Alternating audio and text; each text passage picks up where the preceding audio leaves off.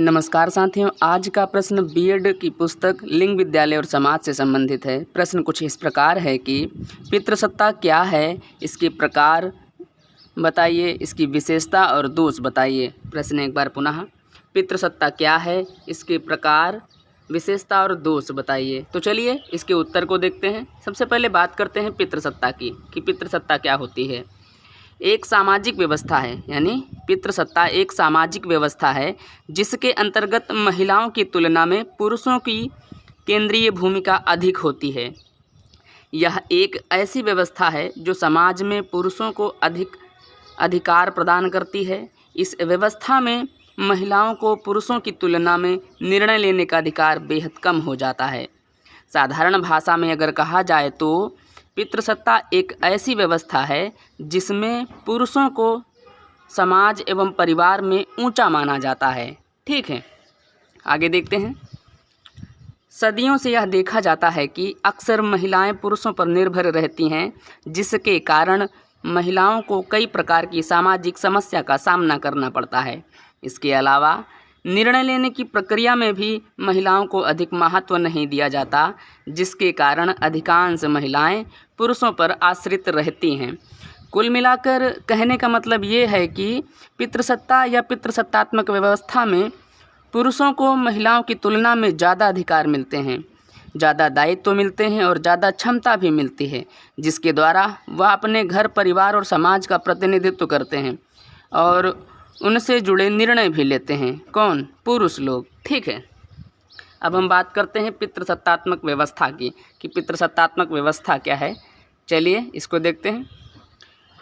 पितृसत्तात्मक व्यवस्था एक ऐसी व्यवस्था है जिसके अंतर्गत समाज में एक महिला अपने पिता, पति या भाई के संरक्षण में अपना जीवन व्यतीत करती है। कुल मिलाकर पितृसत्तात्मक व्यवस्था में एक स्त्री हर प्रकार से किसी न किसी पुरुष के अधीन रहती है। ठीक है, आगे देखते हैं।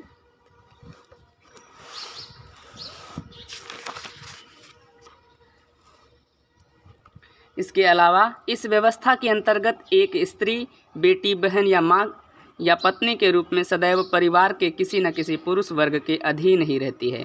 पितृसत्तात्मक व्यवस्था को पितृ प्रधान व्यवस्था के नाम से भी जाना जाता है। ठीक है, पितृ प्रधान व्यवस्था वह प्रणाली है जिसमें महिलाओं की तुलना में पुरुषों को प्राथमिकता दी जाती है।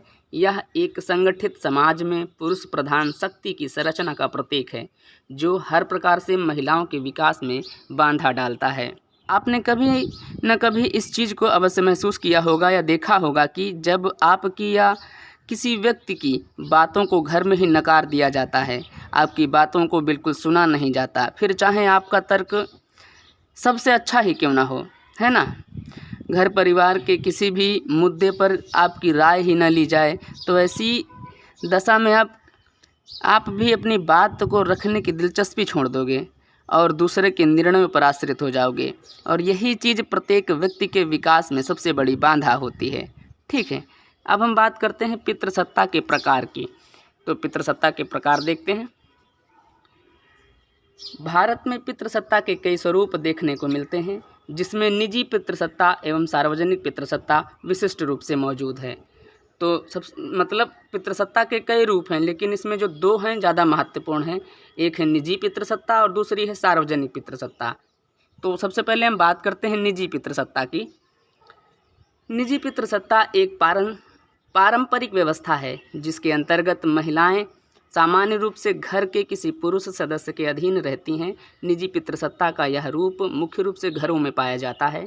यह एक ऐसी व्यवस्था है जिसके कारण महिलाएं अपना संपूर्ण जीवन परिवार के प्रमुख पुरुष के अधीन रहकर व्यतीत करती हैं।